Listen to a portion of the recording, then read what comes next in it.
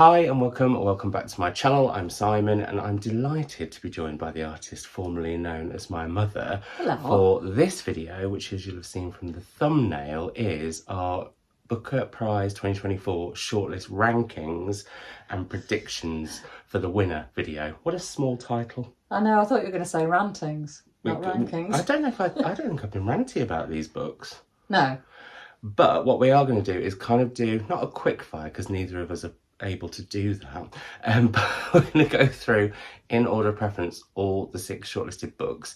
If you want more details of our thoughts, we have been doing parallel reads over the last month or so. It's been so much fun. I've really enjoyed it.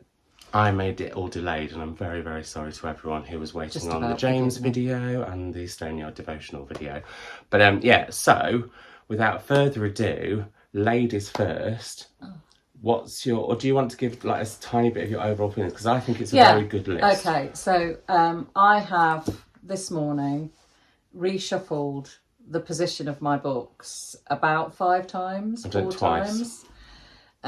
which I think says a lot because I thought it was an amazing shortlist and I've thoroughly enjoyed reading all of it, actually, almost. Oh, interesting. Yeah, I think I've not struggled with my least favourite and my fave, but the others, that's been trickier. Yeah, that's exactly where I am. With the exception of probably one, actually. Yeah, that's where I am. So, let's go. Louise, what is your 6th favourite? Yeah, I think if anyone's watched the parallel reads, I don't think this will be a surprise, and I don't think it will surprise you. Well, actually, I might as well do... Because it is Creation Lake by...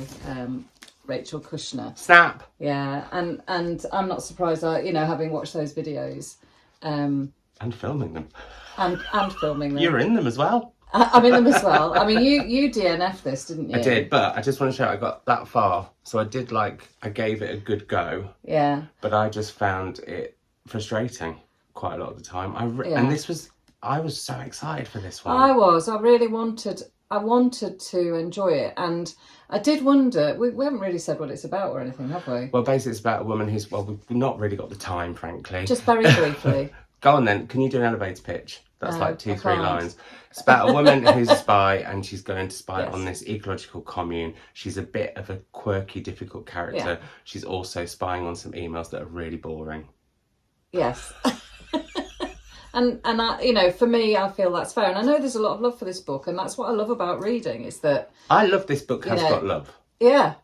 And it's just not for me. Yeah, no. And like Simon, I found it a slog at times, and I really wanted to enjoy it. I wanted to, but it just... And I thought it might be one of those books that after I'd finished it, and that's one of the reasons I kept going, would come back to me, things would click, and actually I've pretty much forgotten the experience. I really liked her character. I really liked the spy. I just felt we didn't get enough time with her because we kept going off to find out about this Neanderthal lectures that just actually annoyed me. And we were getting the history of France.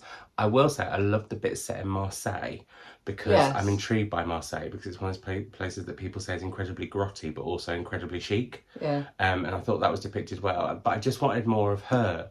I enjoyed her snark. I enjoyed her character.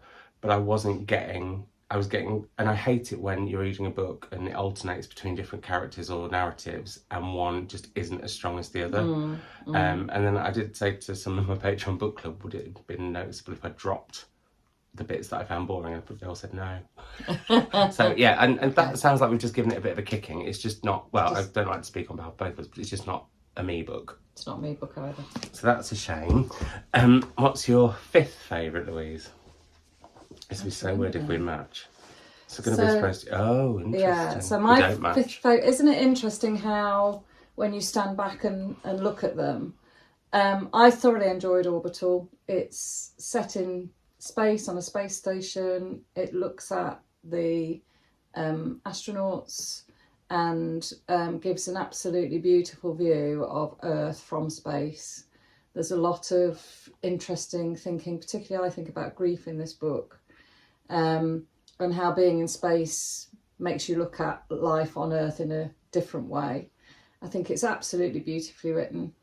But it is only because the other books were all, you know, I on another day I might have put this somewhere else in my ranking, but yeah, I feel maybe because it's just the slightest of the books as well. And I know that shouldn't matter, but I don't know whether that had a bearing because there wasn't quite as much to get my teeth into. Oh, you see, we'll talk about a bit later. Yeah. But I disagree with that quite strongly. Well, that's fine. You are welcome so to do. No, we'll talk about it when I get to it, but I can see where you're coming from. I absolutely loved it. And I think it's the sort of book I don't reread very often, but I could imagine myself going back and looking at this at certain points in my life. I think it's a book that has a lot of sort of there's a lot of kind of psychological meat to it. It's an interesting way of putting it. Thank you, darling. A lot of psychological meat to that. You'll see that on the next edition of the paperback. So there we are. So what was your fifth choice? So my fifth choice is Held by Anne Michaels. I really loved reading this. Yeah. And I loved it a lot more than I thought I was going to because I'd seen some quite dubious reviews about it. I love the vignette style. I love the way it covered so much time in so little, the way it looked at family dynasties, the way it looked at do the things we choose to become involved with come from our genetics or from what we know from our family history. I loved how important family history was alongside history. I loved how it was also managed to be about art, science, like all these different things, but also it's really a book about love, it's a book about war, it's about so much.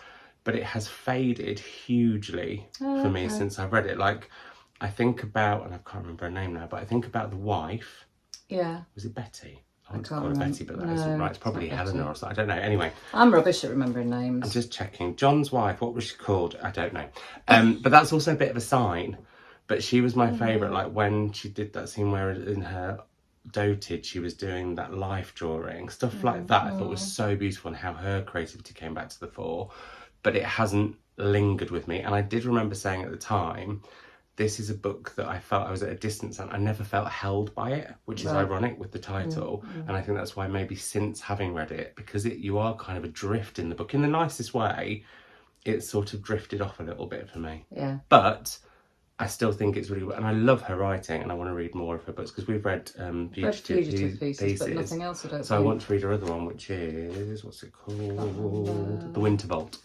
And I'd quite like to read her poetry. And it did prove to me that novels by poets are some of my favourites, because it is a banging book sounds a bit harsh, or a bit down with the kids. It's a very good book. What's your fourth favourite? Well, Oh dear. Oh.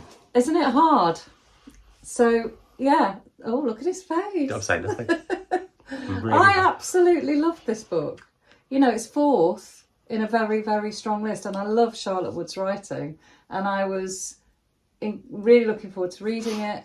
I think it's a brilliant study of women in when they are not forced, but when they are in living together.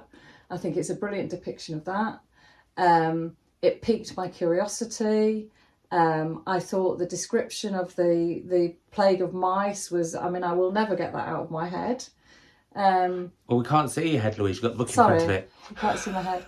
No, I absolutely loved it. But again, I feel like this is a bit criminal doing this. Well, it's actually upsetting my I'm soul. I'm about to strongly speak to my lawyers. That's all I'm saying. Well, I'm only being honest, darling. I haven't. No, go on. No, so you know, there's nothing about this that I didn't like or enjoy. I thought the writing was fantastic. It's just that I don't think this is the one I've read most recently as well. So it's very much still in my brain. But unlike the other two books of hers that I keep going back to in my mind, I'm not so sure I will with this one. And I really don't know why that is. Sometimes it's just when you read it. Sometimes it's what you're doing while you're reading it. But I sometimes found myself getting a little bit distracted, I think. Oh. I wasn't sort of completely and utterly absorbed as I have been with her other two. Wow. Now I've got a problem because I'm changing my mind literally as we're talking about what I want to pick out. You can't do that. Next. You picked. That is. No, but I think you've talked about how you've changed it as the day's gone on. Yeah. See that So I'm gonna, this is I am changing mine slightly. This was actually going to be my number 2, but I decided it's my number 4 because these next 3, it switches between the most. yeah. So okay. my number 4 is Orbital. I almost choked on that because it was going to be my number 2, and the reason that I've just changed my mind about that slightly is I love this book and I love Samantha Harvey's writing, but I am also sort of thinking about the fact that I have reread. And I did get more out of this on a second read. Yeah. I think sometimes it loses itself in its philosophical nature. Right. And what I love about this book is it's about humanity. It's about looking at the world as a whole without borders. It's looking at these people who are also different, who've had to come together, and yet they're also completely alone. All the things in this book are so interesting. And I think the writing is stunning. Like, if this won, I'd be delighted. I would all the next 4 actually. Although would I? Maybe I do think this is my number 2 still. So I clearly can't decide at all. Because actually, I think in terms of writing, this is probably one of the best. Her line by line writing, I think, is some of the best. The way she describes space as a panther, I will never forget that line. I just think that's so. And there's so much animalistic stuff that she talks about in space.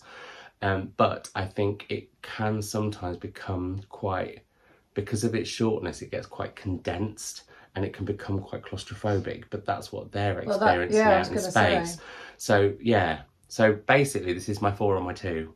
But for now, it's my 4. Yeah, but no, but, isn't it? Yeah.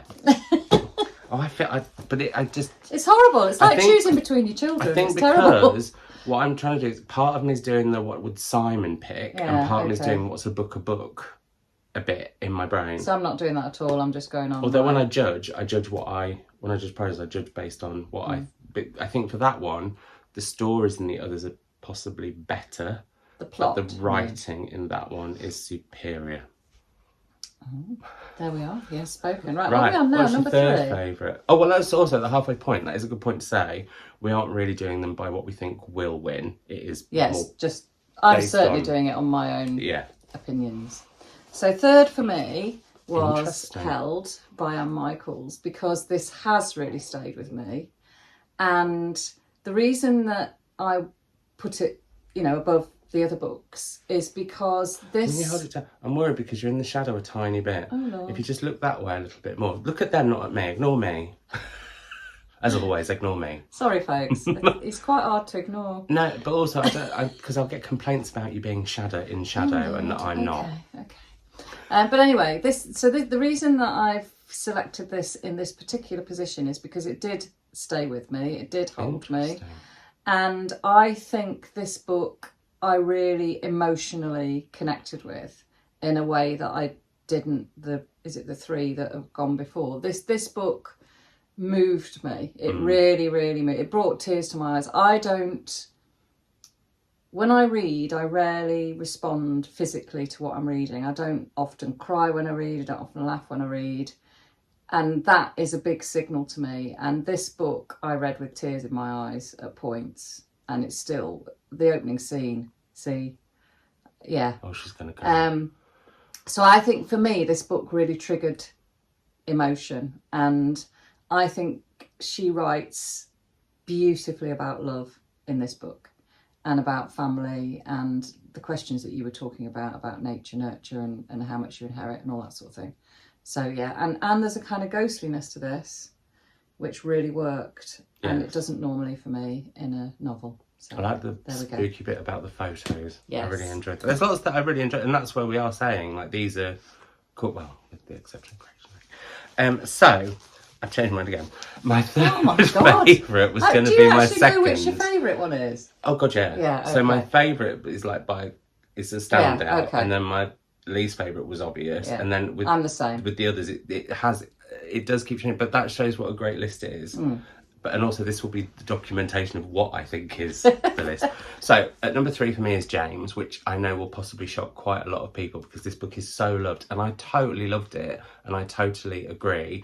I think it is so brilliantly done how it is a adventurous romp, but a really political, powerful look at history and look at race and look at what was happening to those who are enslaved. I think it's a phenomenal book about language and education, and it's one thing that I enjoyed about watching our videos was the fact that we both were kind of on this theme of how it showed how gullible and powerfully stupid white people were and still can be, frankly. Or stupidly powerful. That's the one. Well, either way, it works.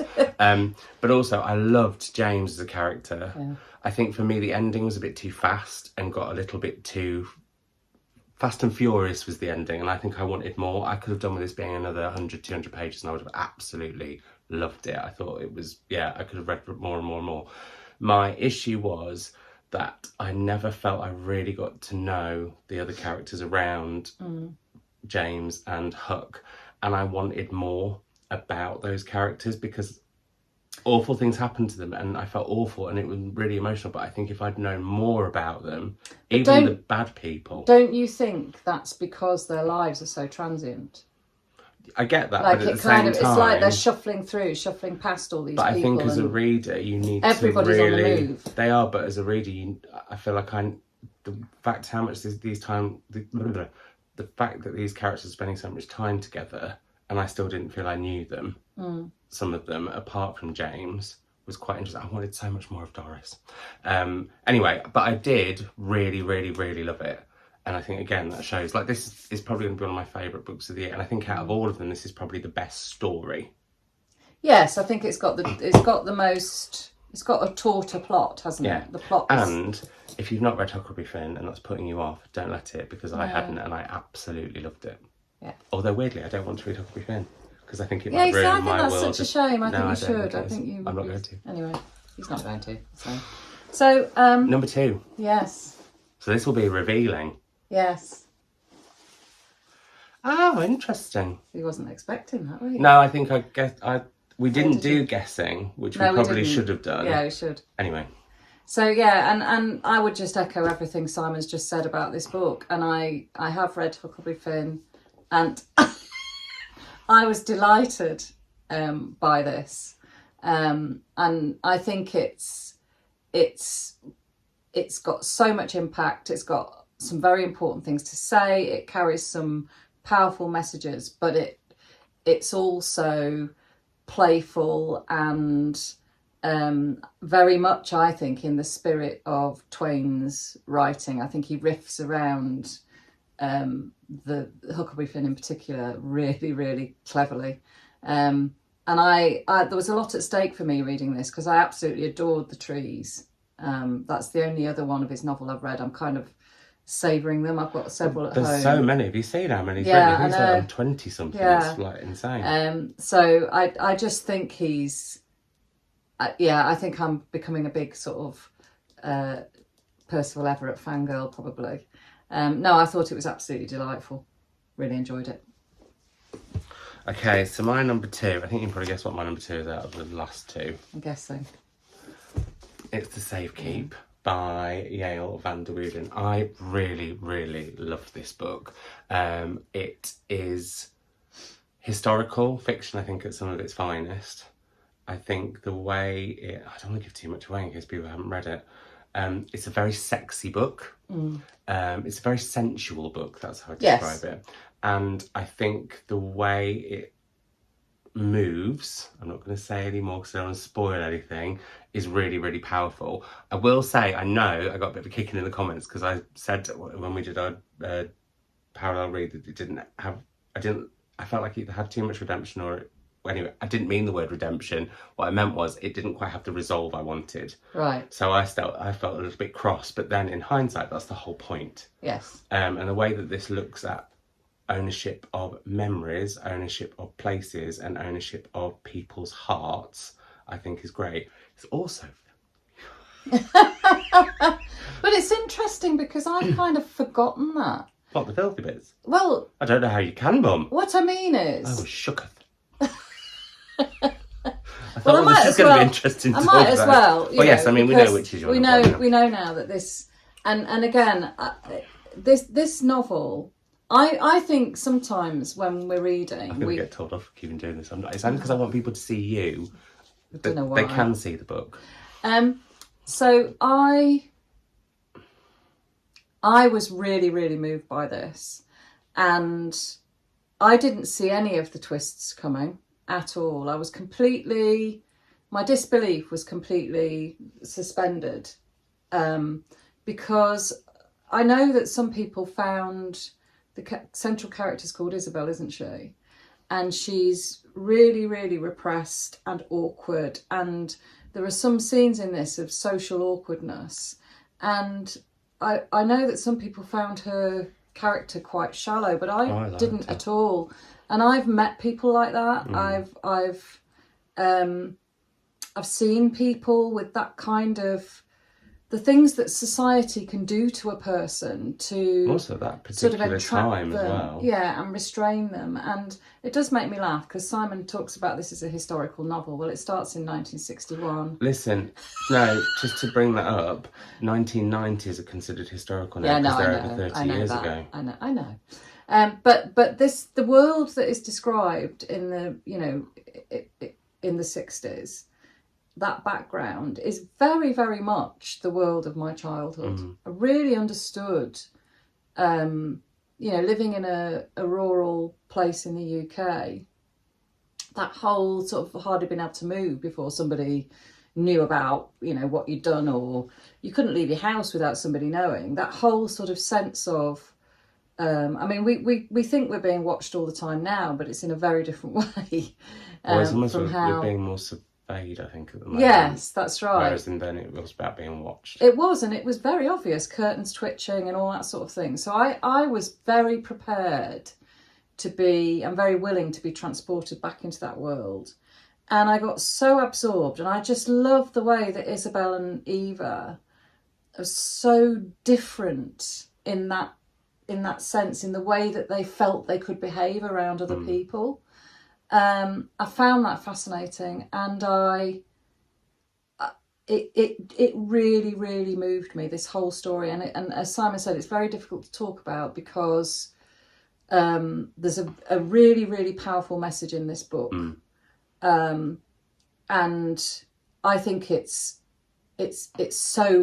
so important today, right now, with things that are going on in the world, and the way that we can sort of acquiesce to ignorance.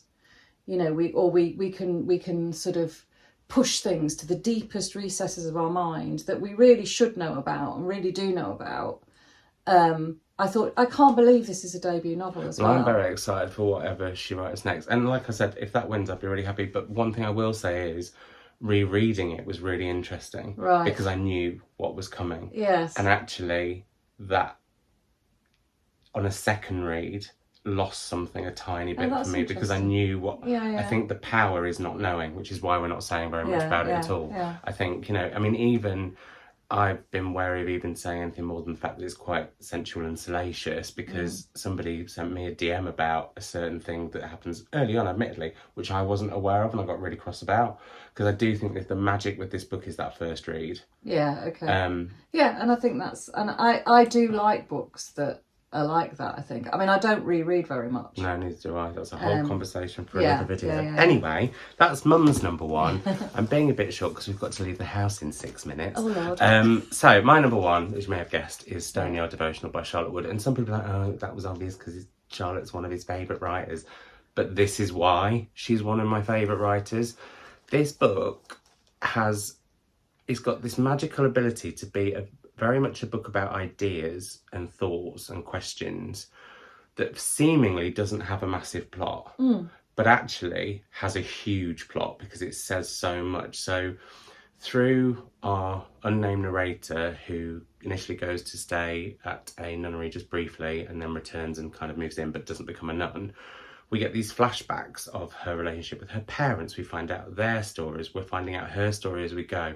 We get glimpses of these different sisters' stories. We find out the story of Sister Jenny and her bones.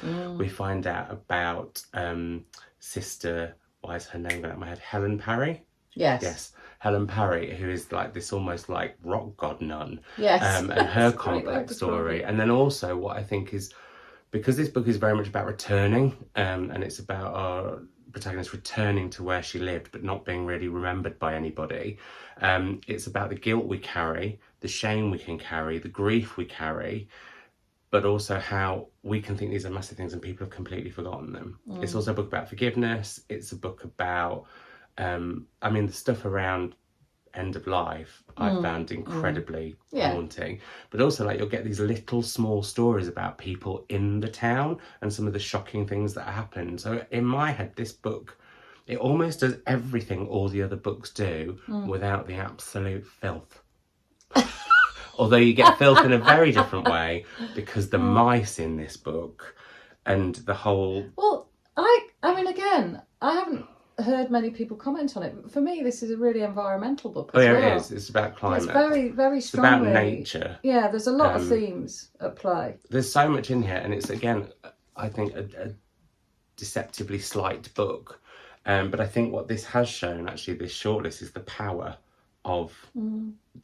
shorter books. I know you get cross about the fact that there are a lot more shorter books now than there were. I think there just should be more of a mix, that's all I'm saying. When they've done this well, as many of them are, but I do think she is an author at the height of her powers. And also I'm so excited because there are 3 books of hers out here in the UK, but there's a backlog of books that I thankfully have on some of these shelves. It's reminded me how much I want to go back and read more, but like, yeah, this is the one. It would make my entire 2024 if she wins. Oh. Because I'm really, she's also one of those authors that I've loved so much. I'm quite annoyed now that loads of people are reading her because she was just for me.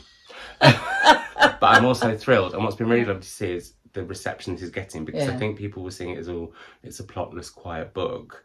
And actually, when people are reading it, they're saying there's so much in there. And I just hope they then go on and read The Natural Way of Things in the weekend. She definitely seems to like writing about groups of women. Yes, she does. Which absolutely. I'm all for. So that's my number 1. Very So good. there we go. That is, I was going to say that's the Booker Prize wrapped for 2024. No, it's not. It's actually happening on Tuesday. Or tomorrow as this goes live. Would love to know in the comments down below what your order of ranking would be, what your favourite is, and who agrees with me or Mum the most. Yeah, controversial. That's what I'd like. So I think apart from probably some prompty kind of videos maybe later this year, this is our final video of the year together. Oh, that's weird. Even though we're seeing each other at Christmas. But we're off to go and have a lovely fun day at Women's Prize Day. We are, And we'll be hosting really the inaugural, or by the time you've seen this, we will have hosted the inaugural Women's Prize Book Club with Susanna Clark. Yeah. Oh, if you miss it, you can buy tickets for it over the next month and still watch it almost like on cool. demand. I didn't know that. You can have us on demand. Good grief. Imagine, lucky things. Lordy. But thanks as always, Mum. It's been a lot of fun doing the parallel reads. Oh, I've really loved it. I've really, really thoroughly enjoyed it. And I would like to do a different prize next year, one that we've not done before. I think that would be fun. Well, let's see how next don't year's know which looking. one. This nearly broke me. Anyway, it's just because it's the busiest time of the book year for me. Isn't it? It is. Yeah. But we will be reunited for the Women's Prize in some way next year. Absolutely. With the fiction and non-fiction, whether it'll be long list or short list or whatever, we don't quite know yet. No, we don't. But we will be back for that. And if there's any other videos you'd like to see us do together, it doesn't have to be parallel reads, doesn't have to be prizes, let us know in the comments down below. But we really have to go now. We do. It's been lovely. It has been. And in honour of Mum being here, thanks everyone for watching. We'll see you soon. Hope you're reading something good. Bye.